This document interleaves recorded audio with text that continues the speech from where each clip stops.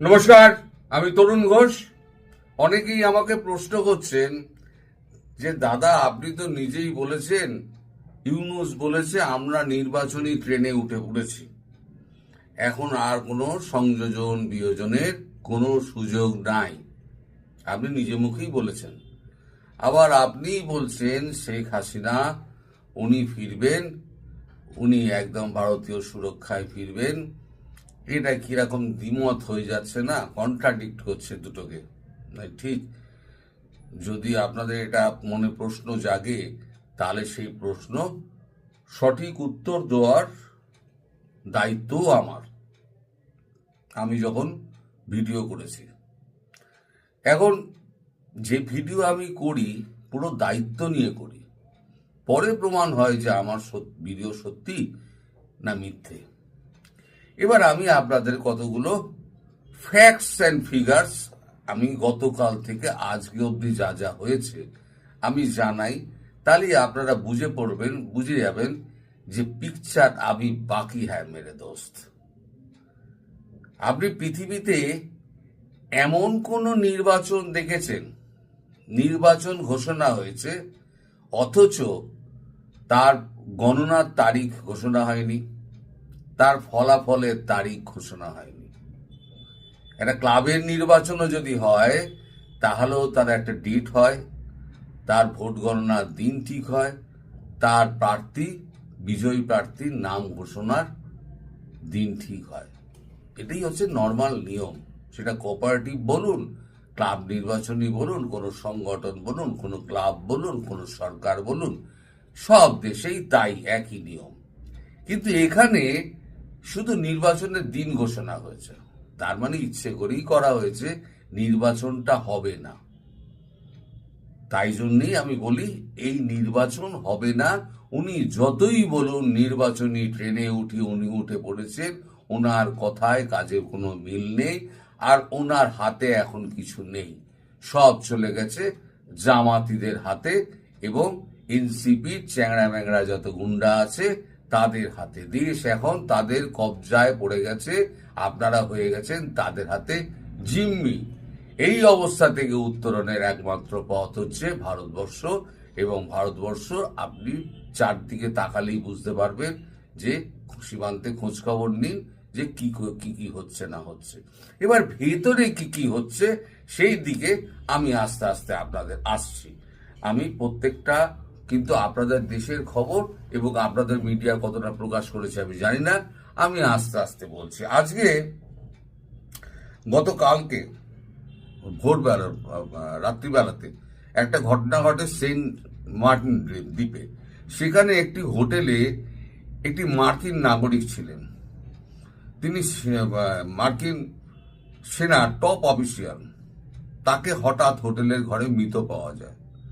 সেই খবর পাওয়া মাত্র ওয়াকার উজ্জামান ভোরবেলাতে এই শীতের সকালে তড়ি ঘড়ি করে একেবারে সেন্ট মার্টিন দৌড়ান এবং যথারীতি আপনার হোটেল ওয়েস্টিনে যেরকম ভাবে মার্কিন সেনা হেলিকপ্টার দিয়ে তাকে নিয়ে গেছিল, এখানেও কোনো রকম ময়না তদন্ত ছাড়াই তার মরদেহ নিয়ে চলে যাওয়া হয়েছে।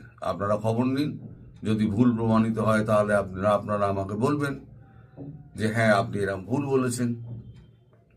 এখন আমি বলি না যে একটা কোভার্ট অপারেশন হচ্ছে, এগুলো কে করছে আমি বলতে পারবো না, কিন্তু এগুলো কোভার্ট অপারেশন হচ্ছে। আর কোভার্ট অপারেশন আমি বলেছি যে কোনো দিন হত্যাকারীকে ধরা যাবে না, কারণ 100 টাকা যদি খরচা হয় একটা অপারেশনে, 80 টাকা খরচা হয় ফুটপ্রিন্ট মেটানোর জন্য, মানে প্রমাণ মেটানোর জন্য, আর 20 টাকা খরচা হয় তাকে মারার জন্য।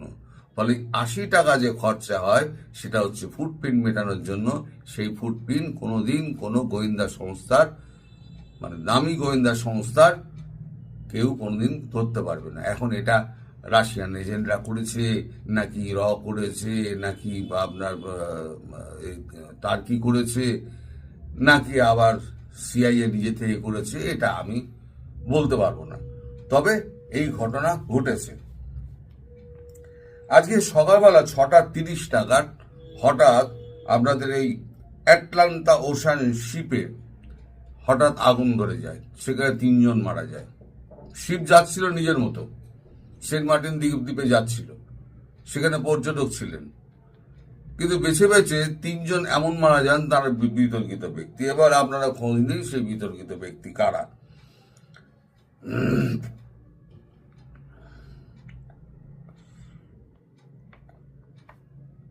আজকে আপনার 1 মিনিট ওয়েট করবেন। গতকাল কয়েকদিন আগে আমাদের সার্জিও গোর, ভারত থেকে যিনি মার্কিন মেসেজটা পৌঁছে দিয়েছিলেন মোহাম্মদ ইউনূসের কাছে যে এই এই এই এই জিনিসগুলো করতে হবে, তার মধ্যে দুটো জিনিস ছিল, দুটো মানে দাবি ছিল মার্কিন যুক্তরাষ্ট্রের। এক হচ্ছে হাদির জানা যায় যে 2 জন বিতর্কিত ব্যক্তিকে দেখা গেছিল, একদম হচ্ছে জসিমউদ্দিন রহমানি আর এক হচ্ছে আতাউর রহমান বিক্রমপুরী। আতাউর রহমান বিক্রমপুরী তিনি অ্যারেস্ট হয়েছেন, সে খবর আপনারা সবাই জেনে গেছেন। কারণ আতাউর রহমান বিক্রমপুরী অ্যারেস্ট হওয়ার আগে তিনি একটা ভিডিও বার্তা একটা সোশ্যাল মিডিয়ায় ছেড়ে দেন, তার ভিডিওটাও আমার কাছে আছে। সেখানে তিনি বলেন যে আমি যা করেছি সেইটা হচ্ছে সার্জিস নাহিদ এবং নাসিরুদ্দিন পাটোয়ারি এদের উস্কানিতে আমি এবং সমস্ত মুমিনরা এই সমস্ত মব সন্ত্রাস যা করেছি। আজকে আমি যদি অ্যারেস্ট হই তাহলে তারা অ্যারেস্ট হবে না কেন, এই দাবি তিনি তুলেছেন। তারপরে তিনি অ্যারেস্ট হয়েছেন, তিনি বলেছেন 164-এ আমি জবানবন্দি দেবো, 164-এ ম্যাজিস্ট্রেটের সামনে তার জবানবন্দি নেওয়া হবে। ঘটনা কিন্তু ঘটে যাচ্ছে, নির্বাচনী ট্রেনে উঠে গেছেন, কিন্তু ঘটনা এদিকে ঘটে যাচ্ছে। যা যা ইউএস আর ইন্ডিয়া চেয়েছিল ঠিক তাই তাই হচ্ছে। আচ্ছা, এইবার মানে আজকে আমাদের ভোর বা কালকে রাতে তো হয়েছেই, মানে এক দফা তো আমাদের বিদেশ মন্ত্রক থেকে আমাদের বলা হয়েছে আজকে সকালবেলা আবার রণধীর জয়সওয়াল আবার একটি বিশেষ বৈঠক ডাকেন, মানে সাংবাদিক বৈঠক ডাকেন। সেখানে তিনি আবার বলেন যে আরো একজন হিন্দু যুবক মারা গিয়েছেন, তার নাম হচ্ছে, এই ঘটনা ঘটেছে চাঁদপুরে গতকাল রাতে, তার নাম হচ্ছে অনিক দাস, বয়স হচ্ছে 28 বছর। ইনি মারা গিয়েছেন। ইনি মারা যাওয়ার পরে ভারতের কাছে খবর এসছে, ভারত তৎক্ষণাৎ একেবারে একটা বিবৃতি দিয়ে দিয়েছে যে অনেক হয়েছে, আর কিন্তু সহ্য করা হবে না। গতকালকে বিবৃতিটাও আপনারা যদি চান আমি আপনাদের ছোট করে একটা লাগিয়ে দিতে পারি, আলাদা করে আপনারা দেখে নিতে পারেন। সেখানে কি করা বিবৃতি জারি করা হয়েছে, you must have to pay, মানে আপনাদের মূল্য চোকাতে হবে। এটা একদম বিদেশ মন্ত্রক থেকে পরিষ্কার বলে দিয়েছে। আপনাদের খবরের কাগজ মিডিয়া কি বলবে না বলবে আমি জানি না, আমি পুরো ভিডিওটা আপনাদেরকে তুলে দেবো, পরের একটা কোনো এতে স্লটে আমি তুলে দেবো। পুরো ভিডিওটা ইংরেজি হিন্দিতে আছে, আপনারা দেখে আপনারা শুনে নেবেন নিজে পেতে, যে জাস্টিস হবে, ভারত জাস্টিস করবে। তার মানে ভারত যেটা করবে সেটা জেনে বুঝেই করবে। এদিকে আপনাদের কিরানীগঞ্জে এখন তো সব পাকিস্তানি আইএসআই যা যা করছে, পাকিস্তানি আইএসআই করছে। আপনাদের মাদ্রাসাগুলো বলেন শিক্ষা টিক্ষা সমস্ত কিছু হয়, ওখানে শিক্ষিত ছাত্র তৈরি হয়, তা মাদ্রাসায় কি হচ্ছে, বোমা বানানো হচ্ছে।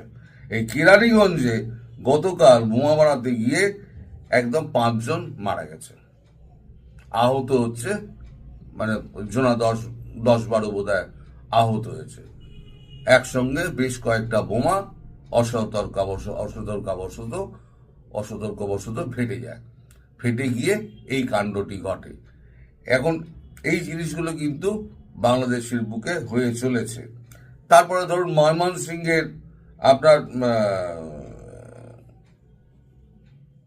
300 বছরের পুরনো একটা মাজার ছিল, সেই মাজারটা ভাঙচুর করা হয়েছে।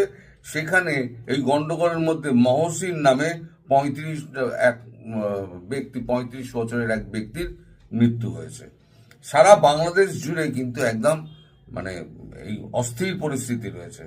সব থেকে মজার ব্যাপার হচ্ছে তারেককে নিয়ে তো এত কিছু হলো, এবার আমি বলেছিলাম যে তারেক রহমান তিনি দেশে ফিরলে পরে জামাতের সঙ্গে তার গন্ডগোলটি লাগবে, কারণ জামাত বুঝতে পারবে বিএনপি এখানে সব মধু খেয়ে যাবে, আর আওয়ামী লীগ তো আসবেই, আওয়ামী লীগ ভারত ঢোকাবেই, আওয়ামী লীগ খেলে পরে দুজনের মধ্যে মধু আর গুড়ের সম্পর্ক হয়ে যাবে, তাহলে পরে আমরা হয়ে যাব আমের ছোলা, তাহলে পরে আবার কি হবে না সন্ত্রাস হবে, অবিচ্ছিন্নভাবে সন্ত্রাস হবে। কিন্তু এটা আমি 15 দিন আগে বলেছিলাম।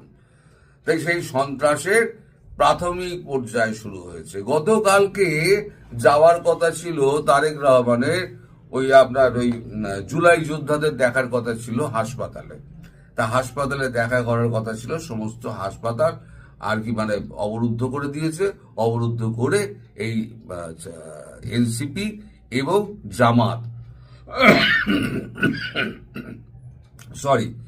এনসিপি এবং জামাত এরা দুপক্ষ মিলে একবারে তারেককে গালি গালাজ করে দালাল ফালাল বলে ওখান থেকে তারেককে তাড়িয়ে দিয়েছে। তারেক রহমান কিন্তু জুলাই যোদ্ধাদের হাসপাতালে দেখতে যেতে পারেনি। আজকে তার কর্মসূচির মধ্যে রয়েছে সেটা হচ্ছে হাদির যে কবরস্থান, সেই কবরস্থান এতে ঢাকা বিশ্ববিদ্যালয়ের ওখানে, যেখানে কাজী নজরুলের মরদেহ শায়িত রয়েছে, তার পাশে যে কবর দেওয়া হয়েছে সেখানে গিয়ে তার শ্রদ্ধা দেখানোর কথা ছিল। আজ সকাল থেকে আর সেখানে একেবারে মানে আপনার শাহবাগ, আজিজ সুপার মার্কেট এলাকা, নীলক্ষেত,